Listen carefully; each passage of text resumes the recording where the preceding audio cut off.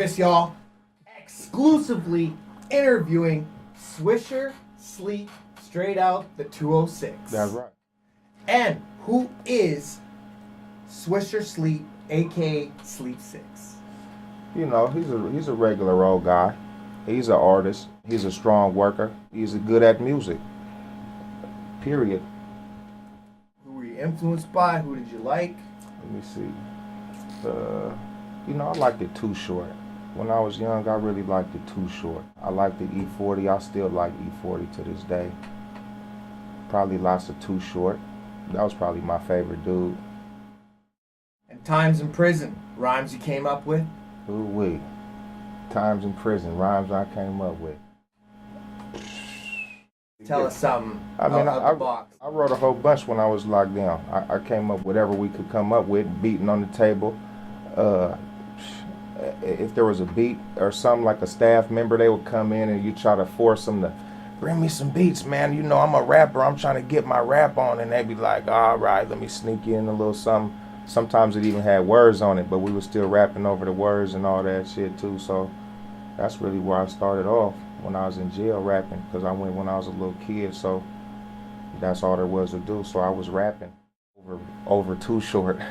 And then the showcases out in prison. Let us know some of that. Different competition out there. You know, I've been in a rap battle or two. And it's not down here. It's not necessarily like I'm gonna go to your mom's house and I'm gonna go up under your mom's blouse, and you know, it's not really like that. We was just rapping our songs and we was doing what we had, and then they would have like whack ass judges judge the shit at the end. Obviously I didn't win, but I should have won though. I should have won, but I didn't win. But I mean, you know, shows and showcases out of prison. I mean, there've been countless. I done been at the Summer Jam. I done been at every Numos and Nectars and Crocodiles and all the way up to Everett and all their little club Broadways and the Bellinghams, and you know, and then that's just Washington. You start getting up out of there and, you know, Utah and let me see, that Las Vegas and Florida, Idaho. You see what I'm saying? Northern California, that's Sacramento. You know, I done did a whole bunch of shows. I done squashed a whole bunch of grapes.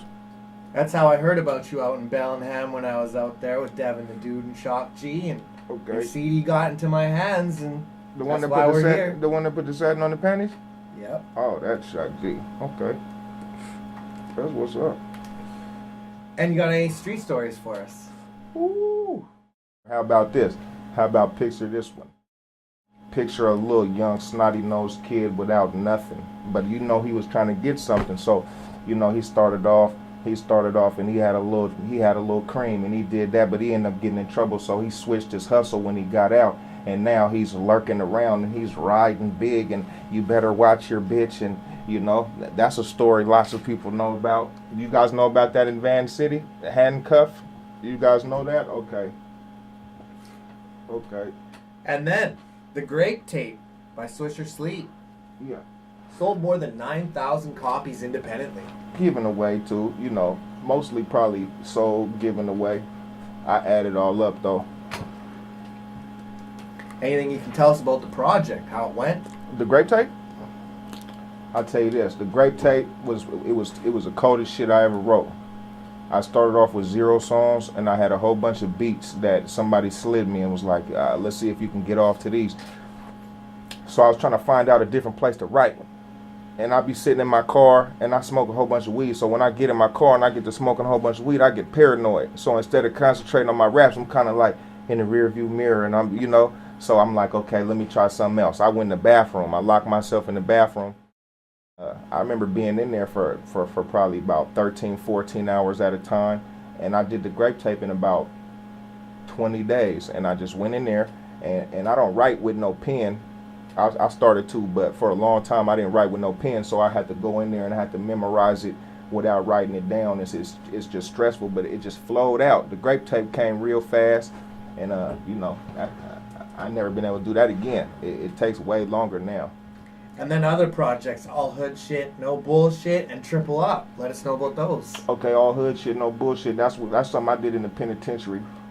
That was just some shit I did because I was bored. and I went ahead and flew it around. And you know, they give you canteen, they give you a store, they give you commissary or something.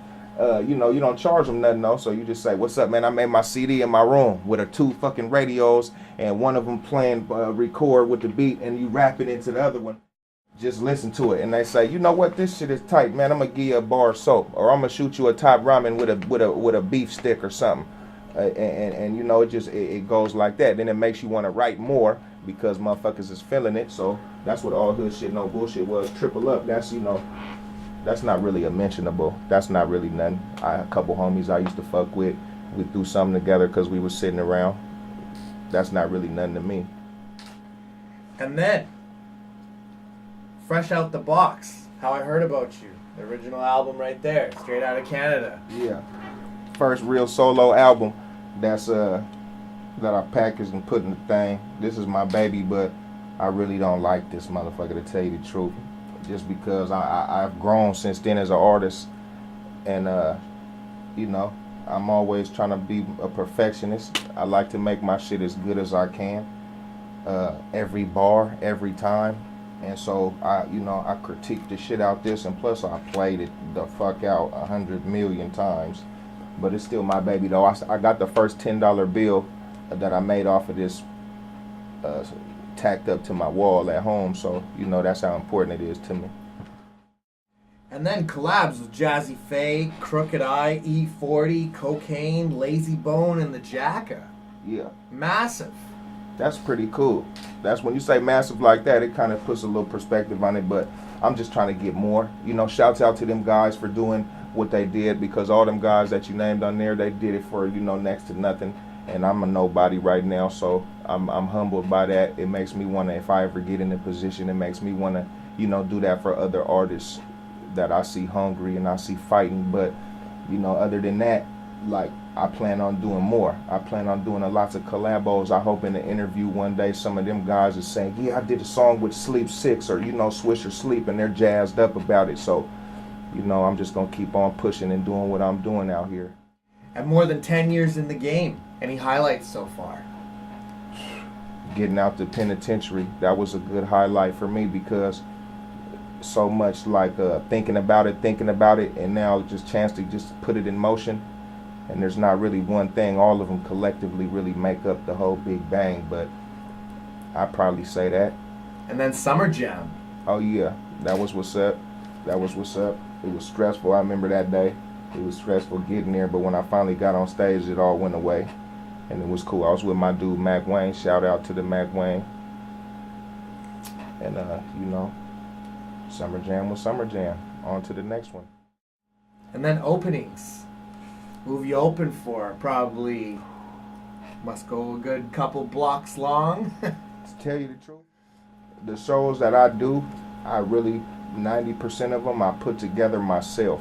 And like, I had people, just because that's how, in my opinion, I feel like without no outlets, that's how you build your own brand. You build your buzz by making you the headliner. So I wasn't necessarily doing that too much. And when I'm thinking about it, I can't remember. I probably Twista. I opened up for Twista. That's probably the biggest name I opened up for. A few others, but I don't really remember. I was too concentrated on what I was doing, to tell you the truth. And then music videos, from Marijuana and a Conversation, 6 Digits, Up in the Game, Glass of Water, and Checka. Right. Yep. Just some little videos I shot. I got songs to them.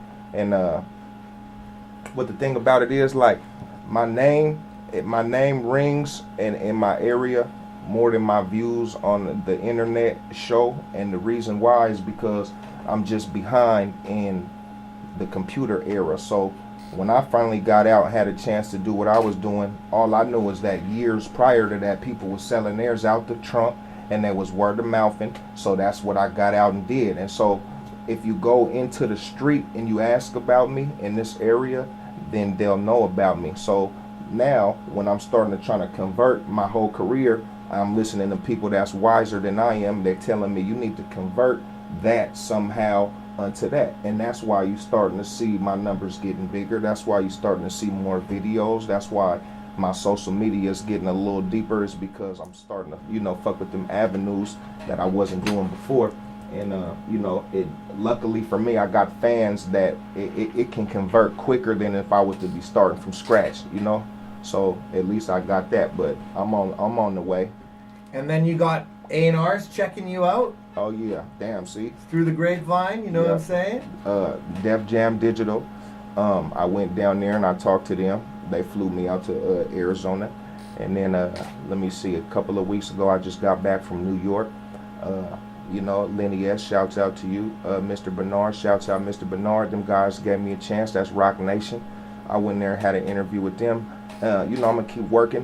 When I got back, I had an email from Sony Records. And on the 30th of this month, was in like a couple weeks from now, I'm about to fly down there, Washington, D.C.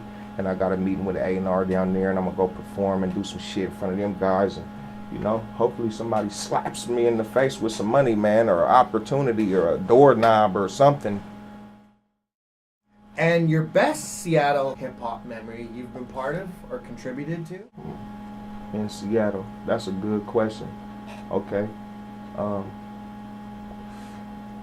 One time, I was at Garfield Community Center in the Central District, and they said there was a whole bunch of like little kids in there, and they was like in behavioral modification classes and shit. My grandma teaches them kind of classes, and she had them up in there, and she had me come over there and rap a song to them that was about not doing no drugs, and just like, you know, the reaction that I got, it was just, and not necessarily from the kids, but like from people that was adults. Cause, okay, let's say you go to your grandma, you got a big swanging ass chain on and you smell like weed, and you say, Grandma, I'm a rapper.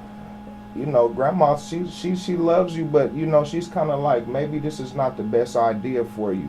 But then when you can do it in front of your grandma, she can actually be like proud of the decision you're making, and you don't look like a monkey to her, you look like somebody that's actually serious about your business. It's a good hip hop feeling in Seattle. Probably the best I had. And largest crowd you've ever rocked? Best tour? Shit. I probably had about 400 people. I never had no tour. I've been touring these inner cities. You've been traveling all over the U.S. That's right. I'm trying to make it. I'm trying to put it together, man. I'm not trying to have a long list of little places that I went to and had 100 people at every spot. I really want to kaboom, because I am that, you know, and it's not my fault. So I'm just going in motions of what I feel like I'm supposed to be doing. And now, Swisher Guts. Let us know what's coming out. Swisher Guts coming out. You know, it ain't nothing but another one. It's right after the other one. 5 songs deep into the next one. It's a rung on the ladder. I'm going to the top, and that's all that is. It's gonna be good music. You're gonna listen to it and play it out for a while. By that time, I'll have another one for you guys. And you got anything to say to Canada? I never been to Canada, but I love fucking Canada. I don't know. It's a feeling. You guys bring it with you. I'm telling you, I got a couple. I know a couple girls from Canada, and you know they bring vibes and energy with them. You guys bring vibes and energy with you, and everybody telling me, you know, throwing up gang signs and shit. You feel me? That's it. That's I love Canada, and I'm trying to get up there. If I got to sneak over on one of them mooses or something, I'm going over there. No doubt. And you got anything to say to our incredible interview? I love it. I appreciate you one more time. If I can get one of these, my man, because it's an opportunity just like everything else, and I'm humbled by it. And I hope we can do some other shit, man. If I can help you out any kind of way, just let me know. I know you want to do some interviews with some people, man. I know some people that's hot. I know some guys that's going on, and I'm not gonna fuck up my credibility. So I'm gonna make sure they're cool and shit. And you know, High Powered Entertainment, shout out to them guys. That's where we at right now, the Filthy Studio, legendary in Seattle. So you know, you guys, if you guys end up coming down from Canada or wherever you guys is at in the world, you end up fucking around down here. Very hospitable guy. You know, just come correct, and it'll be all right. And that's it. Shout out to God, because He made it all possible. and that's my guy really more than anybody. So, you know, let's go. And shouts to High Powered Studios and the legendary John Silva and Swisher Sleep. That's right. And my East Side boys out of Collingwood, Amsterdam, 604. And this is the Archivist, and you already know the name, y'all. That's right. My guy, Archivist.